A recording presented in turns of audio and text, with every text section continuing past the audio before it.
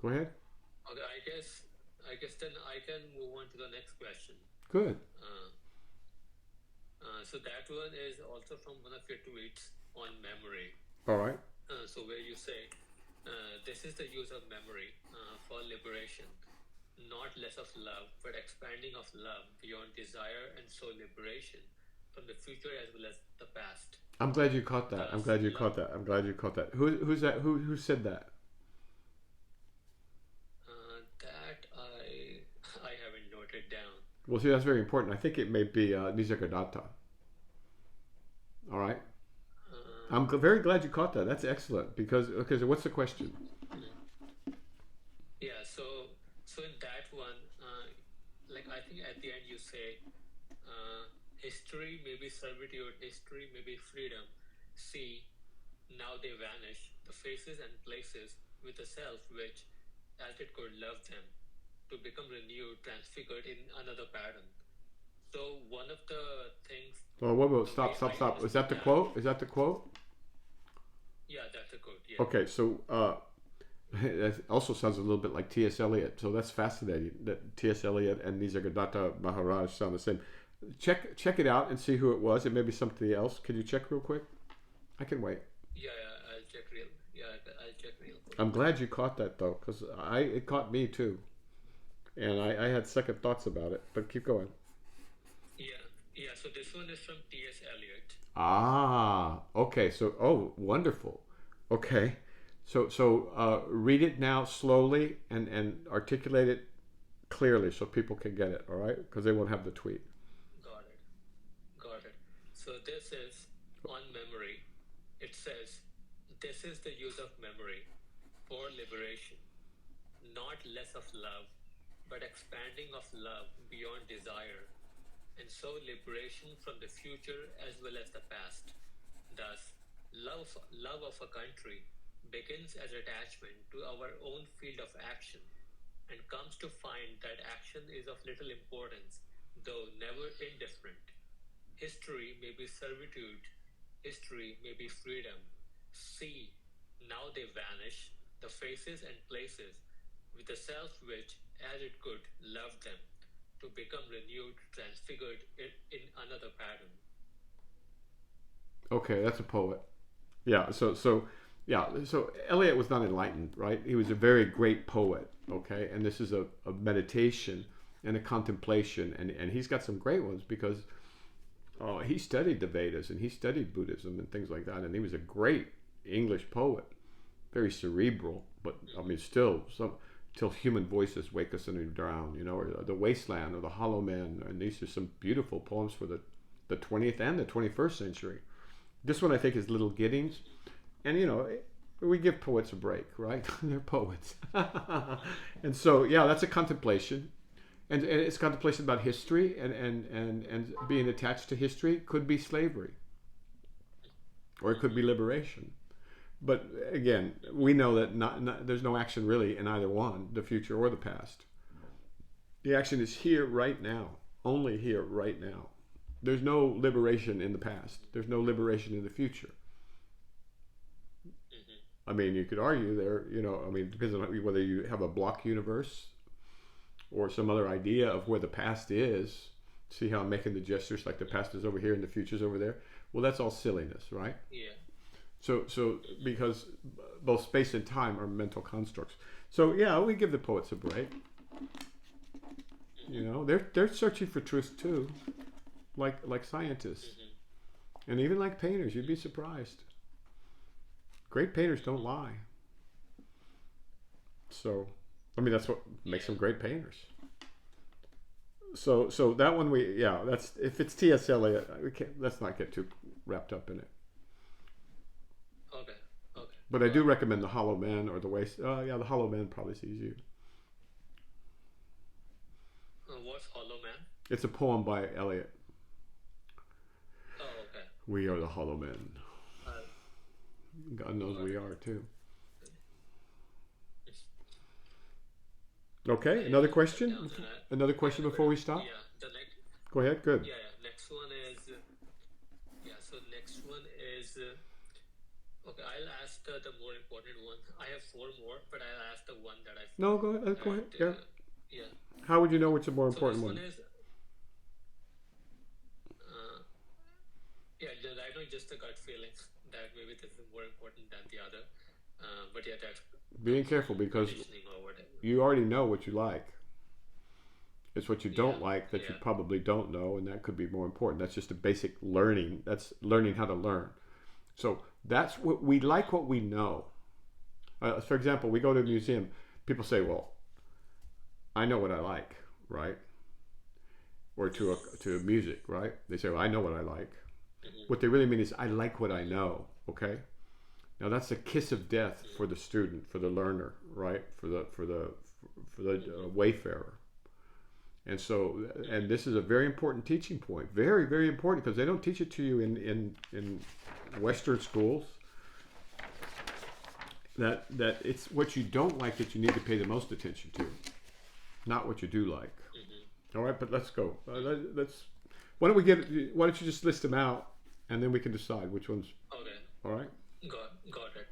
Yeah. So the one is this is from your tweet where you say friendliness is half of intelligence. Yeah. So I wanted to just ask your thoughts on it and just maybe tell what I thought from that one. So that was the one question. All right. The other one is I'm so now I'm rereading Learning How to Learn, and now when I'm reading it the second time, it appears to be an easy read compared to the first time when it appeared like I was not able to understand stuff. But then it makes me feel like I might be taking it too easy and missing stuff because of that. So how can I guard myself against that kind of tendency where I miss things because of that? So Okay. Good. Next. so that was the second question. The third one was it was again one of your tweets, to use a finite lifetime to worry and grieve over the chaos of the world. It's like weeping into into a river to increase the water supply. So again, I wanted to just Yeah. Who said ask that? your Who said thoughts and that? give my Who said that about the? Is that Cheng Tzu? Is that Lao Tzu? I That's the Taoist. I look it up. Okay, that's Yeah, great. Lao Okay, Tzu, Lao Tzu. okay. Yeah, So, and then so to yeah. worry. Okay, keep going. And the fourth one. And the last one was in the last one I have already asked you. It was about Ram Temple inauguration that All happened right, good, good, good, good. last week. Okay, so we have the first question. It's just a contemplation. Just keep it in the back of your head, and then ask yourself, well, what do we mean by intelligence, really? And I mean, there's social intelligence, there's mathematical intelligence, there's military intelligence, there's all. What do we even mean by that word, intelligence? But friendliness, it just that's just something to keep in the back of your head.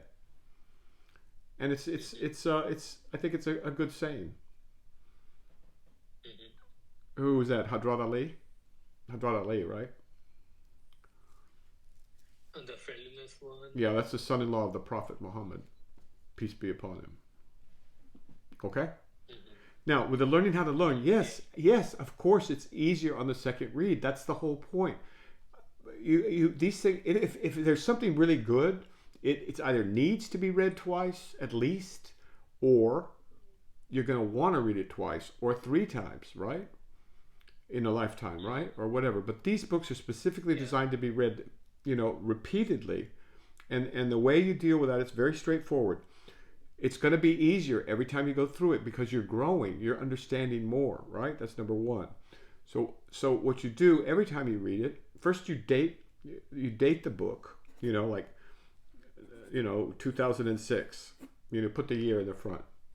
Then as you go through and you see something, well, I recognize this and I understand this and I know this and I kind of like it, cross it out. You don't need to read that again. All right? And then the next time you read the book is going to be shorter because, some of it's going to be crossed out because you don't need it. Right? It'll be obvious. And so then the book's shorter too, right? And then you focus on what you don't know, and then you contemplate, if necessary, you refer to different books, because the beauty of this whole program, and that's what it is, it's very comprehensive, is that there's things in one book that will be answered in another book, and then there's questions that will be raised in the third book that have to do with the first book, and then the meanings of things will start to fall into place. Like, what is a dervish compared to a Sufi, right? Or who is hitter, all right? Or what is a jinn, and what role do they play in all of this, right? And so everything from the symbolic to the very concrete, from the trivial to the very important, these things you get an impression of, right? And then you're gaining understanding, right? And if you cone down too much, and if you don't use a flexible mind, and you don't cone out and then cone in, right? And then everything in between, you're going to miss stuff, right? Some things are, and that's why they use jokes half the time. Jokes, and then they use aphorisms, and then they use common proverbs, then they use irony, and then they use sometimes a little humorous sarcasm, a very little. Sometimes they make fun of themselves, sometimes they make fun of other people. And so they do this so your mind doesn't go into a rut. That's what they're guarding against. That's really important. And this is why I bring de Bono into what I do, to try and help folks to get their minds to work properly, to get them to think, is that de Bono made a whole career. Edward de Bono, the guy who invented lateral thinking, the guy who basically made a career and is now in the dictionary for developing ways of thinking about thinking.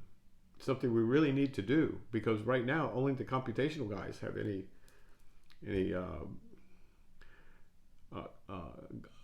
gusto for that, and they're going down a beautiful and a productive little alley, but it's still an alley, and it's not the real world, right? There's no there ultimately in cyberspace, right? And so they're fantasizing that they're going to create a new world, right? But number one, it'd be good to know this world before you go making up something else, right? And number two, it's going to cause brain damage, right? We're going to be dependent. I mean, some people are going to be dependent and impoverished, and it could be a real tragedy for a lot of folks unless we get sober about this virtual reality that people want to go live in, right? It's not like in the movies, and it's not like these CEOs that are making billions want to tell you about how you could just live here and it's cool, or not like these people who are all concerned that there's too many humans and there's always too many problems, so we'll go shove them all into cyberspace. No, that's not going to work. And so there's people, so we need to learn how to learn. We need to know how to know. We need to be able to see clearly, not crazy talk. And there's a lot of crazy talk going on right now. So that's not a problem. That's a good sign. All right. Cross out what you know, what you understand, or what you like, and just focus on what you don't like, and go through it, because none of that, there's not a page in any of those books that's wasted that I can tell. All right. The economy and just the labor of love that was involved in this. I mean, this is at least 500 years of work, at least. Right. And so, and it shows, and when you compare that educational curriculum or program with what we have in the West, I mean, we're like little bitty children, playing around with blocks. Our psychology is primitive. Our teaching methods are ridiculously superficial and don't work most of the time. And there's no understanding of what's really of what our potential is. And that's not to say we can't make progress, but we make very, very slow progress in very, very narrow areas, and then we reduce the human to this one thing. Oh, well, you're an artist, or you're a computer guy, or you're a mathematician, or you're a movie star, or you're a musician. When in fact, I mean, up until recently, people did all of these things, right? Leonardo. I mean, it's not, and it wasn't extraordinary. I hate to even bring Leonardo up or other people, because they're looked at as really the extraordinary exception. But if you look at the great scientists, they all played music, right? And a lot of them loved poetry, and a lot of them were philosophers and metaphysicians or other kinds of philosophers. And then they like all kinds of stuff. And so we've narrowed ourselves down and made ourselves boring to ourselves and to others, and our world becomes boring. And then we think we're going to substitute that out with some VR, some virtual reality, with some gaming programs. It's not going to work. It'll be entertaining for a while, but it's not going to work in the long run, or even in the intermediate run. Okay. So then, what was the other question was about? Finite is all I have written down here. The last one was about this thing: to use a finite lifetime to worry and grieve over the chaos of the world is like weeping into a river to increase the water supply. Okay, that's okay. So the reason I tweeted that out is because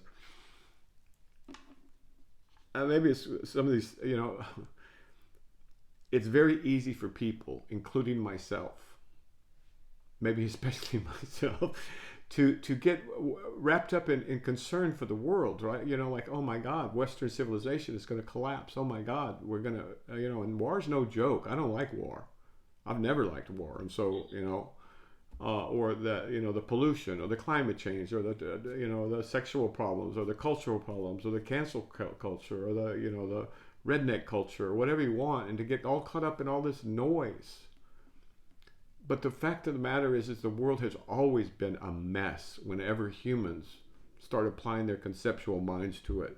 We can go to the Sumerians. We can go to the Egyptians. I bet they had it there too, big time. We know they do because they fell apart. Go to the Romans, go to the Greeks, go to the British, go to the Spanish, go to the Indians, go to the Chinese. The Chinese wiped out half the women in their country. Good God. So you see what I'm saying? So the birth thing. The one-child policy. We've been fighting wars continuously, and people are dying, people are suffering, and children are not getting what they need, and they don't even get a chance. And so it's easy to get caught up in this, is what I'm saying. I'm guilty, but it's who is it in the Tao Te Ching? It says, if you want to save the world, I can see you won't get far. Boom, Tao Te Ching, right? But this one was somebody else. I think it's Chuang Tzu. Is it Chuang Tzu? Read it exactly, because it's beautiful. I think it's gorgeous. Yeah, so this is Lao Tzu. Lao Tzu in the Chuang Tzu. Okay, go ahead. So it says on world weariness and worry. On world weariness and worry. Okay. I'm going to read it out too. So it's really, really clear. On world weariness and worry. Okay.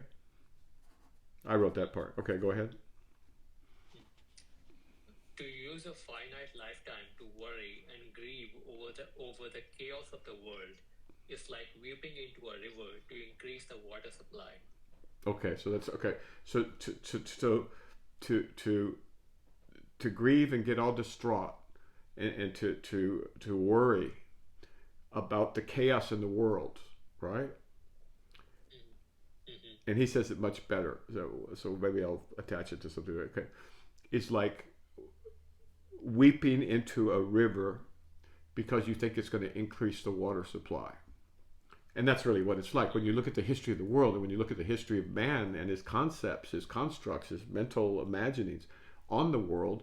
You'll see that this has been going on forever, and it's going to be here for a long, long time, right? And so for you to spend your finite little lifetime, you've only got maybe 100 years, maybe 120, let's say, maybe 80, who knows? But the point is, it's a tiny little thing. You're not going to change the world. You're not going to fix the world. Now, that doesn't mean you can't take care of your little corner of it, right? And you should, right? That's important too. But this notion that you're going to somehow or another fix the chaos that mankind has created on this planet is like crying into a river, thinking, okay, well, at least I increased the water supply. It's just nuts, right? And every tradition says this in a different way. I already mentioned the Tao Te Ching.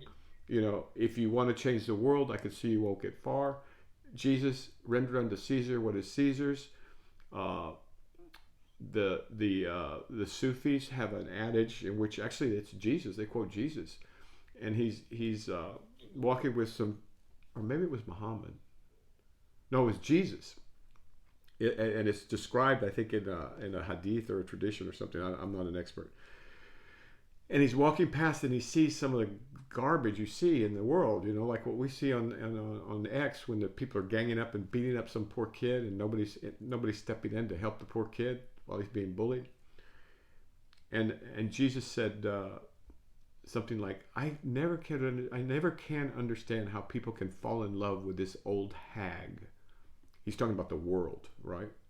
So falling in love with the world is like falling in love with an old hag.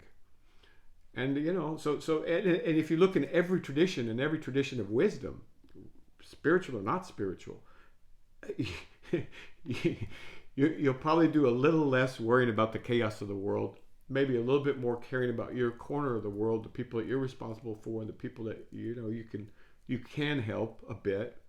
But you're not gonna cry. You're not gonna spend your finite, tiny little lifetime worried about something you can't do anything about anyway, right? So it's a balance, okay? But doesn't worry and grievance leads to action? Yes, sometimes, but it also leads to anxiety, to stress disorders, to high blood pressure, to violence, to gross stupidity in policy.